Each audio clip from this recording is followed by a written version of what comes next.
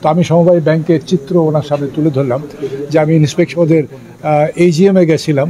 তো AGM-এ দেখলাম সেই একই চিত্র, যে সমবায়দের মধ্যে মারামারি, হই হট্টগোল, যে কে কমিটিতে আসবে এইটা নিয়ে হচ্ছে তাদের বিরোধ আর কি। তো তাহলে সমবায় ব্যাংকের যে কার্যকলাপ, ক্ষুদ্র ঋণ দেওয়া, সেই ঋণ আদায় করা এবং সেই ঋণ দিয়ে যথার্থ সেটা ব্যবহার হয়েছে কিনা সেটা নিশ্চিত করা এবং তাকে ব্যবহার করতে সাহায্য করা, যে সে যদি কোনো কিছু ব্যবসা করতে চায় সেই ছোটোখাটো ব্যবসায় তাকে সাহায্য করা, তার ধারে কাছেও নেই, শুধু কমিটি নিয়ে মারামারি। আর তার বহু প্রপার্টি আছে, সেই প্রপার্টিগুলো দেখলাম যে ওই বেদখল হয়ে আছে, যারা কেউ কোনো সময় এই সময় ব্যাংকে ছিলেন তারা বেদখল করে বসে আছে। তো সেগুলো আইনি ব্যবস্থা নেওয়া হবে।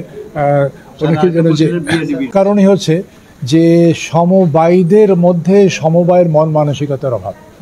আমি যেহেতু আইনজীবী, আমি দেখছি যে এই কমিটিতে ঢোকার জন্য মামলা মোকদ্দমা হাইকোর্ট পর্যন্ত যায়, অ্যাপিলেট ডিভিশন পর্যন্ত যায়।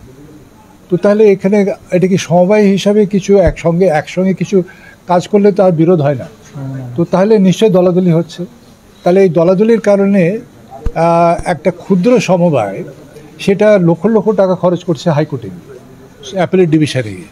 তারা যে খুব একটা হেজিপেজি আইনজীবীকে দিচ্ছে তা না, টপ লয়ারকে তারা এনগেজ করছে যে লক্ষ লক্ষ টাকা দিয়ে। তো তাহলে সমবায়দেরকেই তাদের আগে মন মানসিকতা পাল্টাতে হবে, যেন আমি কমিটিতে ঢোকাটা আমার জন্য একটা সার্ভিস, এটা লাভজনক এমন কিছু না যার জন্য আমার লক্ষ টাকা খরচ করে হাইকোর্টে বা অ্যাপিলেট ডিভিশনে মামলা করতে হবে।